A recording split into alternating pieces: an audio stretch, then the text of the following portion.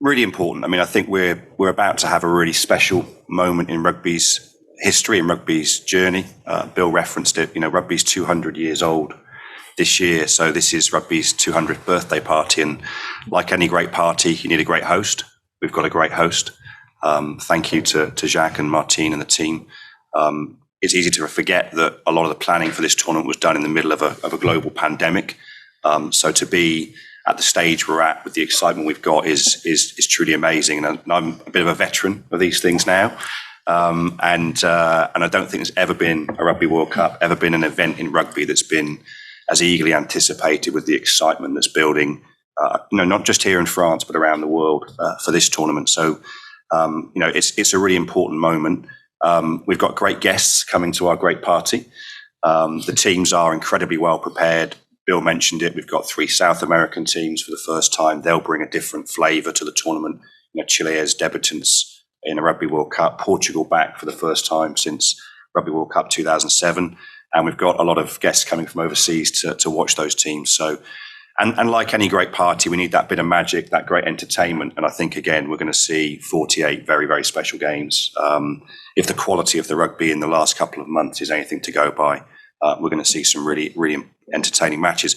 And that's the important part of, I think, this moment in time for us as we, like every sport, look to make our great game more accessible, more relevant to more fans around the world. And nothing does that like a Rugby World Cup. So, Alex, I think, yes, we're confident. I mean, I guess we're never complacent with these things. Obviously, we've introduced and implemented the foul play review bunker through Super Rugby and then into the summer games for Rugby World Cup warm-up matches. And that anytime you're introducing new processes and procedures, there's always going to be some learnings, and there has been.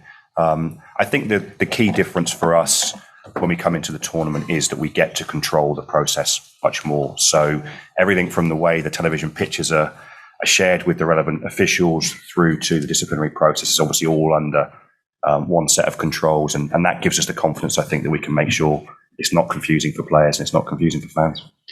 Great question. I mean, so many things. And so many things off the field. I think what we saw in New Zealand, which is so important for rugby in the future, is players' personalities, not just being projected, but being embraced by fans, by media. I think there's a lot that the men can learn from that. And hopefully with your help, we can bring the personalities of all of the sort of great players we've got in the game alive. So absolutely in those areas, a huge amount of joy around that tournament. Again, fans really getting behind every team.